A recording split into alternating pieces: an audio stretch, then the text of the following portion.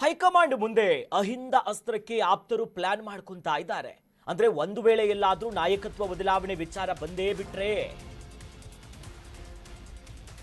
ಕಾಂಗ್ರೆಸ್ನಲ್ಲಿ ಹೈಕಮಾಂಡ್ ಮುಂದೆ ಅಹಿಂದ ಅಸ್ತ್ರದ ಒಂದು ದೊಡ್ಡ ಮಟ್ಟದ ಪ್ಲಾನ್ ಆಗ್ತಿದೆಯಂತೆ.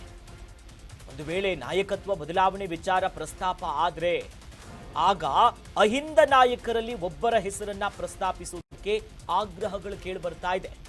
ಸಿಎಂ ಸ್ಥಾನಕ್ಕೆ ಪರಮೇಶ್ವರ ಹೆಸರನ್ನ ಪ್ರಸ್ತಾಪಿಸುವಂತ ಆಗ್ರಹಗಳು ಮತ್ತೆ ಮುನ್ನೆಲೆಗೆ ಬಂದಿದೆ. ನೋಡಿ, ದಲಿತ ಸಿಎಂ ಅಹಿಂದ ವಿಚಾರಗಳು ಮತ್ತೆ ಮುನ್ನೆಲೆಗೆ. ಇದು ಸಿದ್ದರಾಮಯ್ಯನವರ ಬತ್ತಳಿಕೆಯಲ್ಲಿರುವಂತ ಒಂದು ಬಲವಾದ ಬಾಣ ಅಂತಂದ್ರೆ ಇದೆ. ಒಂದು ವೇಳೆ ಬದಲಾವಣೆ ಆಗ್ಲೇಬೇಕು ಖಚಿತ ಅನ್ನೋ ವಾತಾವರಣ ಬಂದ್ರೆ ಸಂಪುಟ ಪುನರ್ರಚನೆ, ಹೆಚ್ಚುವರಿ ಡಿಸಿಎಂ, ದಲಿತ ಸಿಎಂ, ಮಹಿಳಾ ಸಿಎಂ, ಹೀಗೆ ಅನೇಕ ವಿಚಾರ ಇದೆ. ಅದರಲ್ಲಿ ದಲಿತ ಸಿಎಂ ವಿಚಾರ ಬಂದಾಗ ಮುನ್ನೆಲೆಯಲ್ಲಿ ಬರುವಂತ ಹಿರಿಯ ನಾಯಕರು ಯಾರು ಕೇಳಿದ್ರೆ ಅದು ಪರಮೇಶ್ವರ್ ಅವರು, ಸದ್ಯ ಗೃಹ ಸಚಿವರಾಗಿದ್ದಾರಲ್ಲ.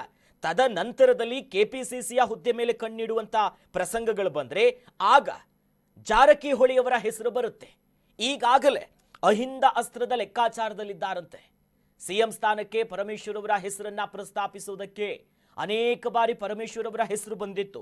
ದೊಡ್ಡ ಮಟ್ಟದ ಸಮುದಾಯದ ಬೆಂಬಲಗಳು ಕೂಡ ಇದೆ.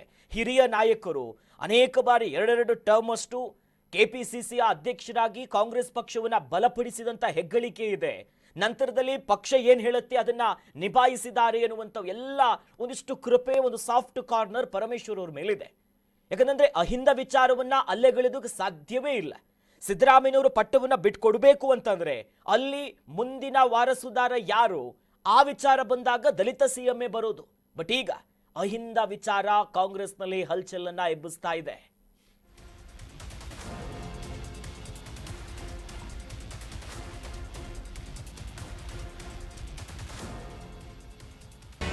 ಕರ್ನಾಟಕ ನ್ಯೂಸ್ ಬೀಟ್ ಫಾಲೋ ಮಾಡಿ, ಸಬ್ಸ್ಕ್ರೈಬ್ ಮಾಡಿ.